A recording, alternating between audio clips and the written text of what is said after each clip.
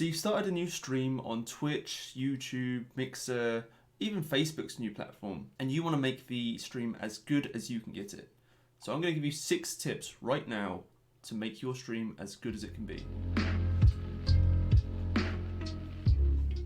My name's Toby, and you can find me on Twitch every Saturday and Sunday at 12 noon UK time, and during the quarantine, every single night at 7:30 PM. So if you want to talk about these points in more detail, I will gladly do so over there in person, one-on-one. So the first thing we need to get in place is your setup. Now bear in mind, I'm not going to go into the hardware specifics because each computer is unique to your stream. If you want to stream something heavy duty like Apex Legends, you're going to need a heavy duty machine. If you want to stream something a lot smaller, you don't need the biggest, baddest machine out there. And with that said, there's 3 main things that you're going to need. Your computer and all of its peripherals, the keyboard, the mouse, your monitor, the usual stuff, a webcam, and a microphone. Again, these don't have to be the most expensive things on the market. If you're just starting out, you don't want to spend too much money on this. So when I started out, I got loads of stuff secondhand. Most of my computer was built with secondhand components. My webcam was a C922 Pro.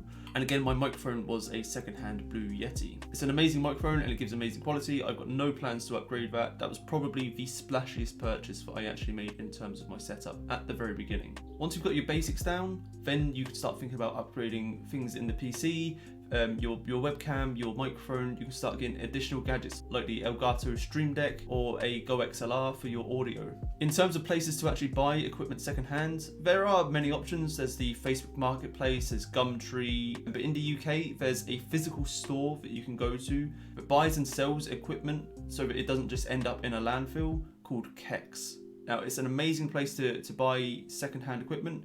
Just be very wary. Although they do give a 2-year warranty, their checks on the equipment aren't fantastic, so there is an element of risk with this shop. So let's talk about picking the game that you want to stream. Now, personally, I would love to stream a big game like Apex Legends, but unfortunately, if you do this, you will be one streamer in a sea of streamers who are all going to be streaming this game. It's not going to end up well for you. You're going to end up at the very bottom of a very, very big list. There is an argument that if you're at the bottom of the list, then someone could actually put a filter on for the least viewers and they could find you that way. But then you find a viewer and you're not at the top of that list anymore.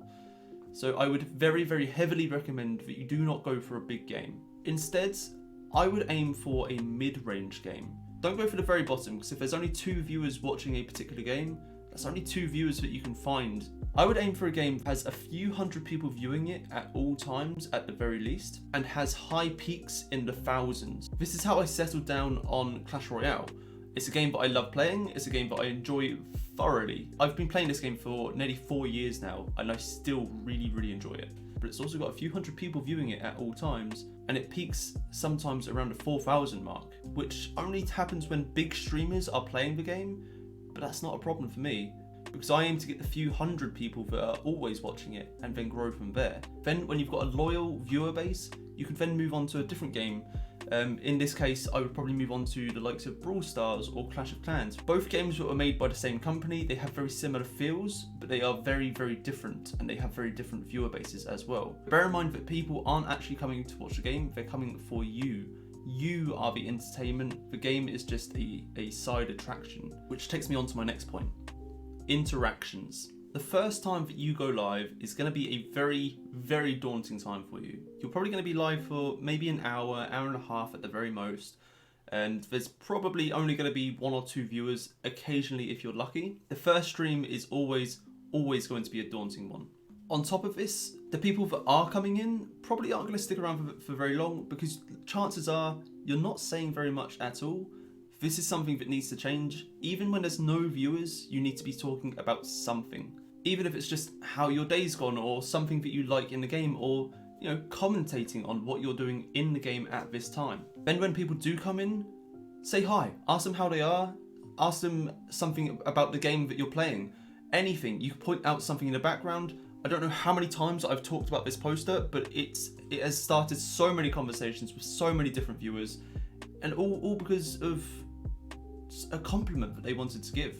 Ask them if they're a streamer themselves. If they're a streamer themselves and you ask them how their stream went and what they've been streaming, and how long they've been streaming for, and finding out as much as you can about them. It makes them feel like you really appreciate them coming to the stream. Good interactions lead us directly into our next point. It's all about relationships. Now this is something that I didn't understand for a long time. I thought if I was streaming a game, that all that people would want to see is me playing that game and maybe talking about the game in general.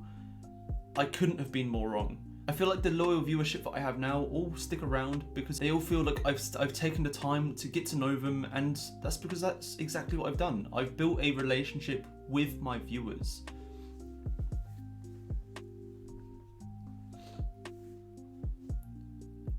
On top of building these relationships, I've tried to make the stream as good as I could. So I started off with a very faded background. I didn't have a frame for my webcam, and I stuck around with the basic alerts from Stream Elements with the default font and the default noises as well. Build up your stream to be as good as it can, and as the viewers watch your stream grow and become a much higher quality, they'll know that you're putting in that effort for them. So on top of these relationships that you build with your viewers, you actually end up building a friendship that works both ways. They know a lot about you, and you know a lot about them because you've taken the time. But what about when you're not on stream? It really helps to have a way to chat with your viewers using a third-party app. I personally use Discord, and I can't recommend having a server for yourself enough. It's given me a way to talk with my viewers when I'm not online. There's a lot of viewers that actually have one-on-one chats with me about things like how we could actually improve the stream, features that we could bring to the stream to make it that much better. Listen to their input and actually implement it. Show that you do care enough to listen and implement their ideas. If they feel like they've helped the stream, chances are they'll stick around to actually watch their ideas in practice. There's another viewer on Discord that I've been chatting with one-on-one about building up his stream and helping his content get as good as it can be, which is actually what inspired this video, so that I can put down all of the points that I gave this guy and just give them to as many people as I can. So this doesn't quite bring me on to my next point, but the next point is this. It's not a job yet. If you're trying to start your stream because you want to make as much money as Ninja, Shroud, or insert big streamer's name here, then you're getting into streaming for the wrong reason. I'm not saying don't make money a goal later down the line. I'm saying keep your expectations reasonable. Assuming you're trying this out on Twitch, aim for affiliate first, then aim for 5 average viewers, then 10, then 15, then finally set your eyes on partner. This is my next big goal, and I'm having so much fun trying to get there. Our 6th and final point is something that's definitely going to help in growing that loyal viewer base, and that's YouTube. So my last point is to make a dedicated YouTube channel where you put content exclusive to this channel. Then at the start and end of these videos that you put up, you can tell people where they can find you live so that you can actually talk to them. This will bring even more viewers over to your Twitch that have already interacted with you, so they've already got their conversation starter. Whether it's advice on how to build up a stream like this video, or advice on how to use a specific deck in Clash Royale, which I put up quite a lot, or how to use a character in a specific game.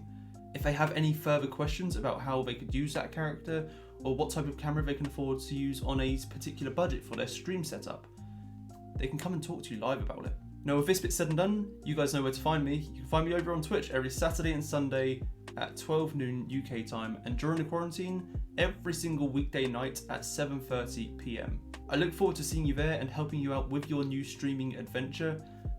So as always, have a good day, have a good night, and I'll see you in the next one. So some rolling man, trap, down thing, and yeah, screw you.